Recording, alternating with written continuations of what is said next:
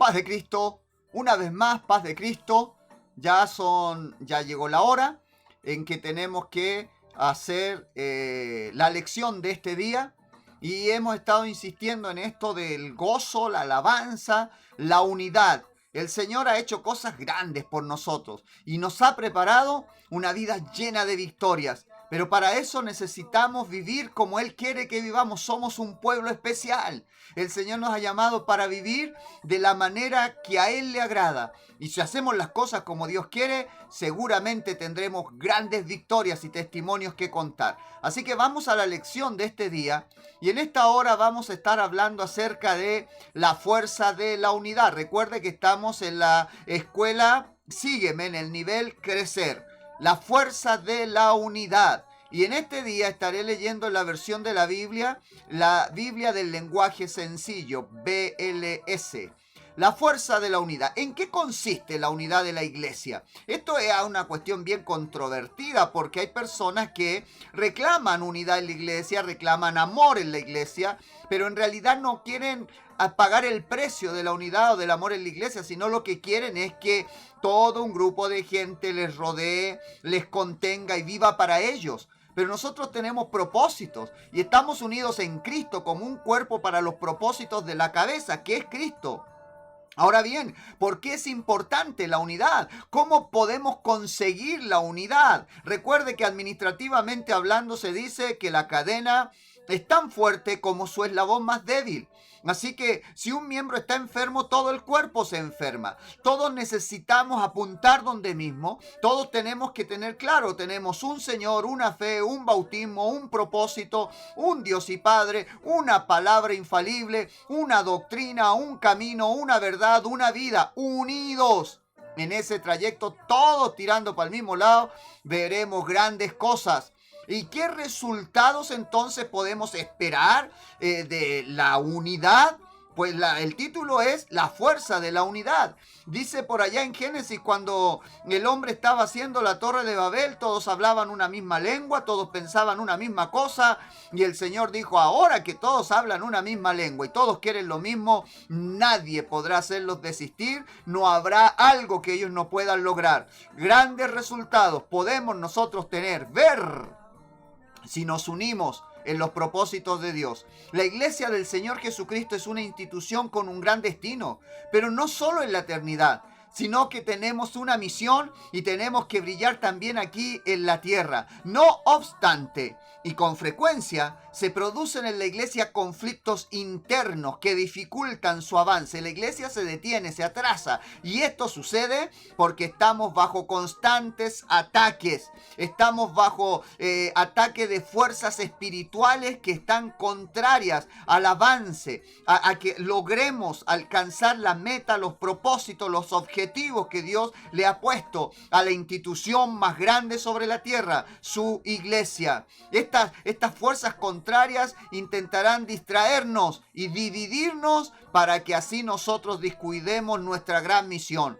La obsesión, la estrategia, lo que el enemigo de nuestras almas quiere y sus agentes demoníacos espirituales es que la iglesia se desintegre, quitarla. Hay una profecía ahí que de pronto, del punto de vista que usted la mire, puede tener mucho que decir de una cosa u otra, ya que dice que está en marcha el misterio de la iniquidad, pero hay quien al presente lo detiene hasta que éste a su vez sea quitado.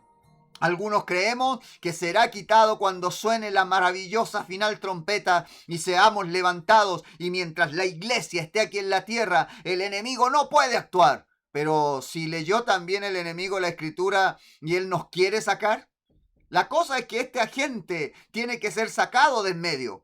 El enemigo lo quiere hacer y la forma de desintegrar a la iglesia es dividiéndola. Judas dice que allá en la epístola de Judas, versículos 18 y 19, ellos les enseñaron que en los últimos tiempos habría gente burlona que se dejaría controlar por sus malos deseos.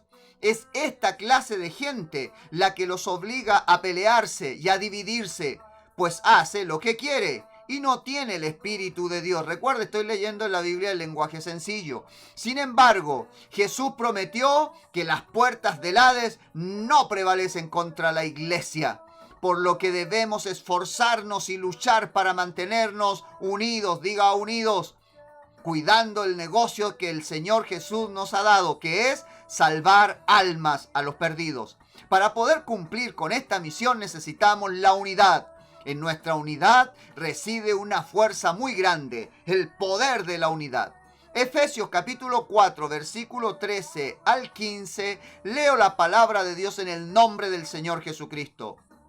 Así seremos un grupo muy unido y llegaremos a tener todo lo que nos falta. Seremos perfectos como lo es Cristo, por conocer al Hijo de Dios y por confiar en Él. Ya no seremos como niños que ahora piensan una cosa y más tarde piensan otra, y que fácilmente son engañados por las falsas enseñanzas de gente astuta que recurre a toda clase de trampas. Al contrario, el amor debe hacernos decir siempre la verdad, para que en todo lo que hagamos nos parezcamos cada vez más a Cristo, que es quien gobierna la iglesia. El poder de la unidad. Número 1, el mayor enemigo de la unidad. Efesios 4:13, repasemos. Así que seremos un grupo muy unido y llegaremos a tener todo lo que nos falta. Seremos perfectos como lo es Cristo, por conocer al Hijo de Dios y por confiar en Él. Pablo conecta la unidad del cuerpo de Cristo con el desarrollo o la madurez de los miembros. Sin este desarrollo no puede haber unidad. Podemos decir entonces que el mayor obstáculo para la unidad de la iglesia es la inmadurez del creyente. Este es un problema muy frecuente que produce retraso en la obra del Señor, y los ejemplos los hemos puesto por décadas, mis hermanos. Es que usted, si tiene un niño en casa, todos los planes serios quedan detenidos.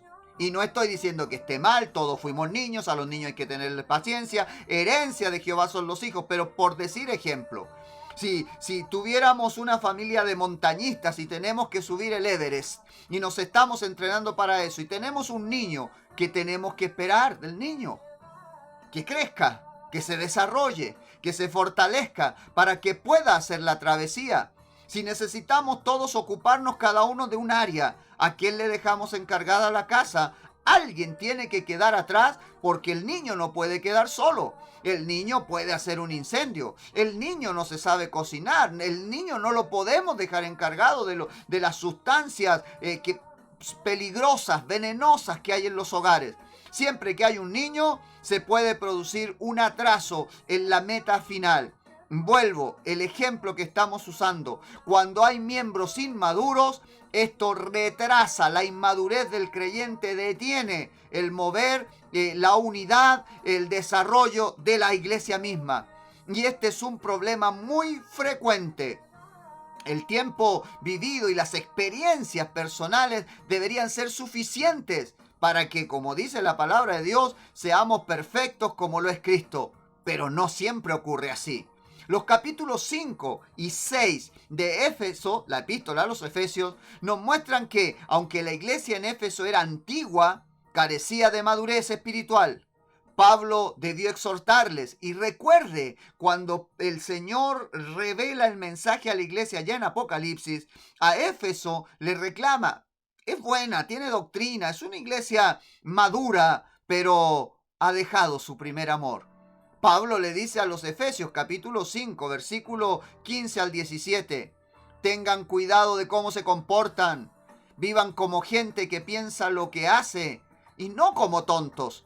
Aprovechen cada oportunidad que tengan de hacer el bien, porque estamos viviendo tiempos muy malos. No sean tontos, sino traten de averiguar qué es lo que Dios quiere que hagan. El apóstol establece aquí que los pleitos en la iglesia son el resultado de nuestra necedad y provocan una pérdida de tiempo muy valioso, algo que sin duda desagrada a nuestro Dios.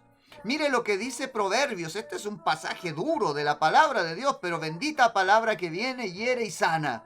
Proverbios 6, versículo 16 al 19 dice: hay 6 clases de gente, y puede añadirse una más que Dios no puede soportar: la gente orgullosa, la gente violenta, la gente mentirosa, la gente malvada, la gente ansiosa de hacer lo malo, la gente que miente en un juicio y la que provoca pleitos en la familia. El lenguaje de esta escritura es duro. Enumera 7 personas, personalidades o cosas que el Señor aborrece. Pero termina, así como lo último, siempre es lo que se recuerda más, cierra con diciendo la persona que provoca pleitos familiares. ¿Por qué el pecado de producir discordia es mencionado tan especialmente? Porque destruye la unidad que Cristo desea para sus discípulos. Recuerde lo que Jesús oró allá en el huerto por nosotros, Juan 17, 21 al 22. Te pido que se mantengan unidos entre ellos y que así como tú y yo estamos unidos, también ellos se mantengan unidos a nosotros. Así la gente de este mundo creerá que tú me enviaste. Yo les he dado a mis seguidores el mismo poder que tú me diste, con el propósito de que se mantengan unidos. Para eso deberán permanecer unidos a mí, como yo estoy unido a ti. Así la unidad entre ellos será perfecta, y los de este mundo entenderán que tú me enviaste, y que los amas tanto como me amas tú. Para el Señor, la unidad de su iglesia es vital, diga, vital. Es probable que algunos que siembran discordia en la iglesia no sea que busquen causar divisiones. Más bien sucede que sus necesidades personales les preocupan más que los intereses del grupo o del cuerpo. Y esto es lo que atrasa cuando alguno de nosotros está pensando en él más que en el conjunto. Algunos no logran entender que somos parte de una obra tan especial e importante que es mayor que todos nosotros. La unión de todos nosotros no produce iglesia. Iglesia es el propósito de Dios, es el plan de Dios, es la bendición de Dios. Todos nosotros en la iglesia debemos estar unidos como un cuerpo unos a otros. Pero la gente inmadura, egoísta, busca solo primero lo que le acomoda, su zona de comodidad. Quiere de Dios lo que está pidiendo para sí. Y no le importa el resto. No le preocupa el resto del grupo. Los discípulos de Jesús eran así cuando eran inmaduros. Y tuvieron una discusión un día conversando. En vez de hablar de las profundidades de las parábolas, de alcanzar al perdido, de sanar a los enfermos, entraron en discusión sobre quién de ellos sería el mayor. Lucas 9, 46. También los hermanos corintios protagonizaron contiendas que le llevaron a las divisiones. Y el apóstol Pablo lo escribe así, 1 Corintios 3, del 3 al 7. Pues siguen viviendo como la gente pecadora de este mundo. Tienen celos los unos de los otros y se pelean entre ustedes. Porque cuando uno dice yo soy seguidor de Pablo y otro contesta yo soy seguidor de Apolo, están actuando como la gente de este mundo. ¿Y no se dan cuenta de que así se comportan los pecadores? Después de todo, Apolo y yo solo somos servidores de Dios para ayudarlos a creer en Jesucristo. Cada uno de nosotros hizo lo que el Señor nos mandó a hacer. Yo les anuncié a ustedes las buenas noticias de Jesucristo y Apolo les enseñó a seguir confiando en Él. Pero es Dios quien los ha hecho confiar más en Cristo.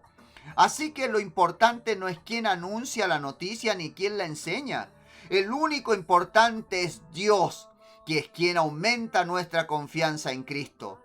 Una de las expresiones más comunes de la inmadurez espiritual es el llamado doble ánimo. ¿Qué significa ser de doble ánimo? Según la palabra de Dios, el hombre de doble ánimo es aquel que desea las cosas espirituales, pero al mismo tiempo vive carnalmente.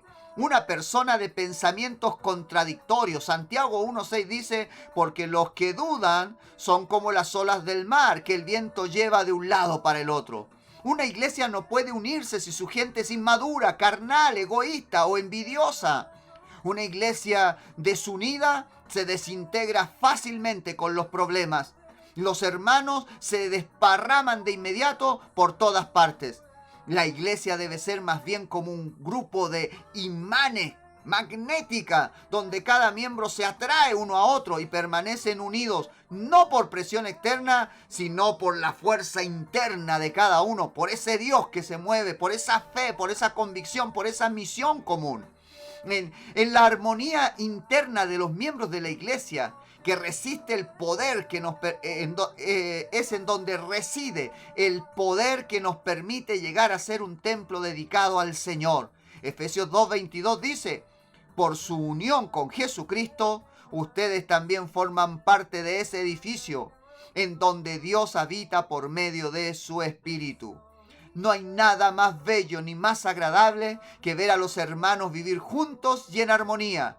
A quienes viven así, Dios los bendice con una larga vida. Salmo 133. Ahora bien, está el problema de la inmadurez, un problema principal, el egoísmo, pero también está el problema de la indiferencia. Relaciones sin conflictos no necesariamente indican comunión o unidad. Muchas veces hay relaciones que no pasan de la indiferencia de una estrategia política o incluso de una tregua prudente.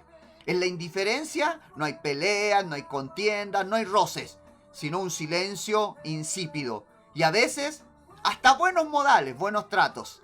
En la indiferencia las personas conviven e interactúan lo menos posible. En un esfuerzo mutuo por evitar choques, cada uno vive en su propio mundo. Esa no es la clase de comunión que Dios desea para su pueblo y no representa el ideal divino de hermanos habitando juntos en armonía donde derrama el Señor vida eterna, según el Salmo 133. Un grupo tranquilo no necesariamente es un grupo unido. A veces se trata de personas que caminan cerca una de la otra, pero evitando cualquier contacto que les comprometa demasiado. Saludos fríos y protocolares. Y después cada uno sigue su camino como diciendo, bueno, misión cumplida, yo ya saludé. Hay hermanos que rara vez se juntan. Solo si hay muchas necesidades lo hacen.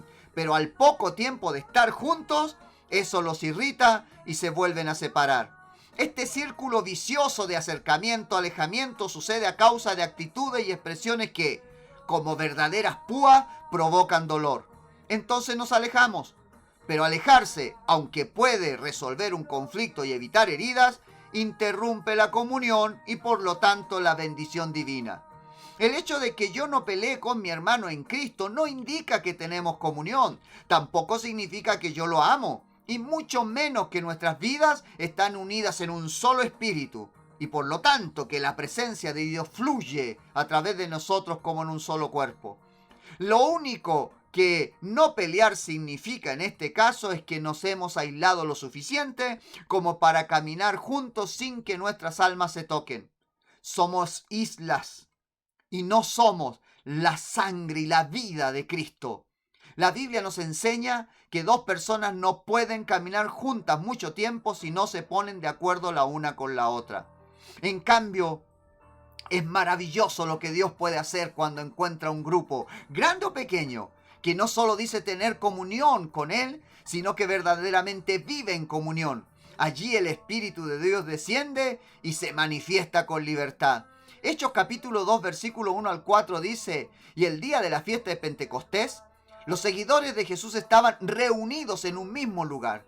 De pronto oyeron un ruido muy fuerte que venía del cielo. Parecía el estruendo de una tormenta y retumbó por todo el salón.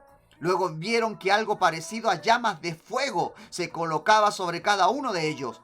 Fue así como el Espíritu Santo los llenó de poder a todos ellos. Y enseguida empezaron a hablar en otros idiomas. Cada uno hablaba según lo que el Espíritu Santo le indicaba. Cuando hay unidad verdadera, hay verdadera presencia de Dios. Hay bendición y salvación. Por tanto, necesitamos estar no solo reunidos como de costumbre, sino también unidos en un mismo sentir y en un solo corazón. No solo juntos, sino también unánimes en el amor de aquel que nos llamó para andar en él. Primera epístola de Juan, capítulo 1, versículo 7 y capítulo 2, versículo 9 al 10. Estos tres versículos dice así: pero si vivimos en la luz, así como Dios vive en la luz, nos mantendremos unidos como hermanos y Dios perdonará nuestros pecados por medio de la sangre de su Hijo Jesús. Si alguno dice que vive en la luz, pero odia a otro miembro de la iglesia, en realidad vive en una gran oscuridad. El que ama a los demás vive bajo la brillante luz de Dios y no causa ningún problema a los de su iglesia. alcanzando la verdadera unidad. Un problema el egoísmo, la inmadurez, otro problema la indiferencia. Alcanzando la verdadera unidad. 3, para terminar. La unidad de la iglesia tiene 3 dimensiones: doctrinal, funcional y espiritual. La unidad doctrinal llega cuando comprendemos claramente y aplicamos a nuestra vida las normas de conducta y pensamiento que Dios determinó para su iglesia. Hay cosas aceptables y otras inaceptables para Él, y debemos vivir todos de acuerdo a ello para ser bendecidos por Él. Hay una línea que no vamos a cruzar, hay valores que vamos a mantener, seguimos una misma brújula, todos apuntamos al mismo lado, estamos unidos. Está la unidad funcional, que tiene que ver con la administración, con los planes, con la estructura, con el método, la liturgia, los horarios, la manera en que hacemos las cosas. Se aprecia esta unidad en la coordinación con la que todos juntos trabajamos en la obra del Señor. Pero el nivel más importante y desafiante es la unidad espiritual. A través de ella es que nuestra relación con Dios y con los hermanos se fortalece y perfecciona. La unidad doctrinal produce poder doctrinal, la unidad funcional produce poder funcional, pero la unidad espiritual, entonces, ¿qué produce? Poder espiritual. La base de la unidad de la iglesia se encuentra entonces en la vida espiritual de sus miembros. Cada miembro del cuerpo de Cristo necesita desarrollar esta vida espiritual, es decir, una relación con Jesús. Ahí está la clave. Para dejar de ser egoístas, inmaduros, para no vivir en la indiferencia, tenemos que desarrollarnos espiritualmente. Cuando vivimos espiritualmente, apegados a la vid verdadera, cuando fluye el Espíritu Santo a través de nosotros, nos parecemos a Jesús. Somos parte del cuerpo, se caen las barreras, nos unimos, seguimos a Cristo. Nos sometemos unos a otros. Debemos parecernos a Jesús.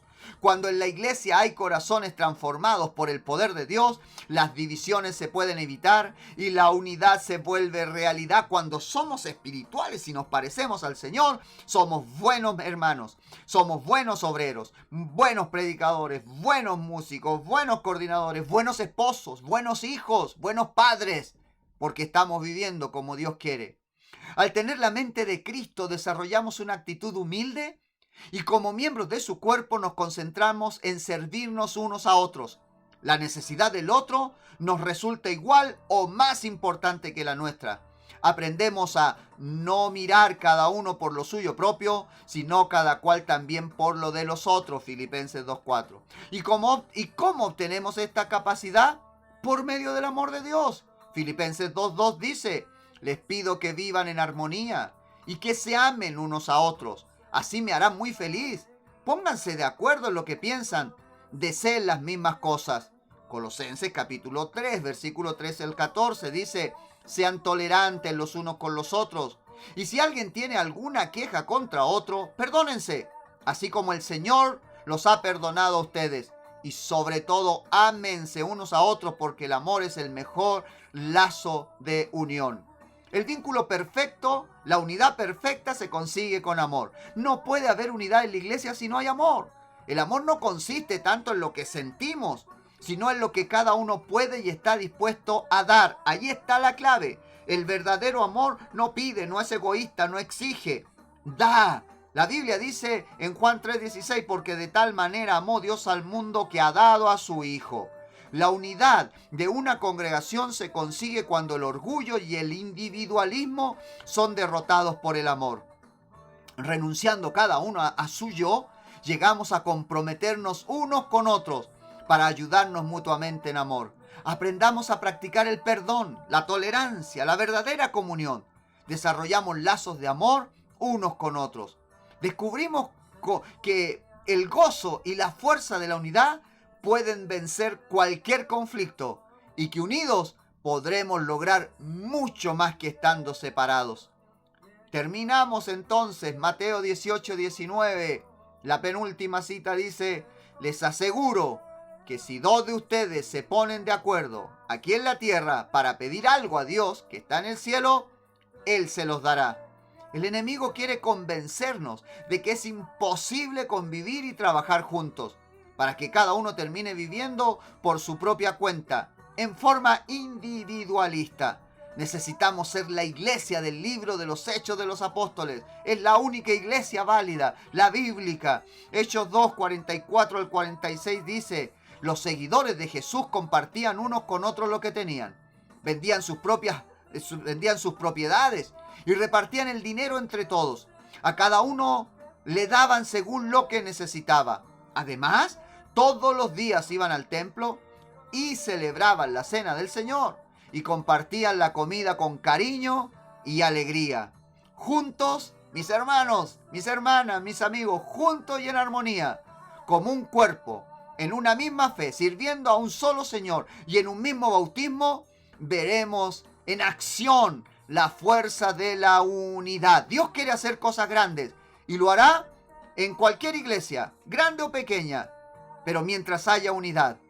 Dios nos llama a crecer, a madurar, dejar el egoísmo, las discusiones y la pelea por lo que yo quiero y como yo quiero que sean las cosas. Seamos la iglesia de Jesús. Invite a Jesús a su vida. Crezcamos espiritualmente y se va a ir tanta carga. Porque luchamos muchas veces por nuestro ego, por nuestro orgullo, por vanidades. Pero el Señor vale la pena ser puesto a Él primero. Y sirviendo a Cristo, enorme cantidad de bendiciones vendrá sobre nuestra vida. Allí envía bendición y vida eterna. Buscamos el reino de Dios y su justicia, y todas las otras cosas que necesitemos vendrán por añadidura. Oremos a Dios y pidámosle que nos ayude a vivir en unidad. Señor Jesús, rogamos como usted rogó por nosotros en el huerto en Getsemaní, que podamos ser uno, como el Padre y el Hijo son uno, como hay un solo Dios, como hay una sola fe, un bautismo. Así nosotros queremos ser uno, Señor, unidos como hermanos en el cuerpo de Cristo, que podamos llevar adelante su obra. Señor, toda división, todo egoísmo, toda inmadurez, toda mezquindad, toda deseo de imponer nuestras necesidades por sobre el avance del grupo, la misión, la obra, que se vaya, Señor. Queremos aprender a ser la familia de Dios, el cuerpo de Cristo, la iglesia, y que unidos, Señor, podamos desarrollar lazos de armonía y así, Señor, recibir su bendición, vivir en esa victoria, en esa presencia, en ese desarrollo, Señor, doctrinal, funcional y espiritual, donde hay poder de Dios en medio nuestro. Muévase, Señor, derribe barreras, divisiones, desunión, falta de perdón, rencillas, contiendas, que podamos ser de un mismo ánimo y podamos también, Señor, identificar y poder, Señor, trabajar con aquellos que causan división. Señor Jesús, necesitamos que usted nos guíe, necesitamos de su ayuda. Le pido bendición para cada uno de los que nos oye, que sus hogares sean confortados, bendecidos, que cada uno, de acuerdo a la necesidad que tiene, reciba de su parte, Señor, un tiempo de refrigerio. Visite los hogares y cada familia representada en esta audiencia. Para su gloria se lo rogamos en el nombre del Señor Jesucristo. Amén. Amén. Un placer compartir con ustedes y seguir creciendo para que nos parezcamos cada vez más al Señor y lleguemos a la estatura, de la medida, de la plenitud de Cristo. Hasta la próxima. Dios le bendiga.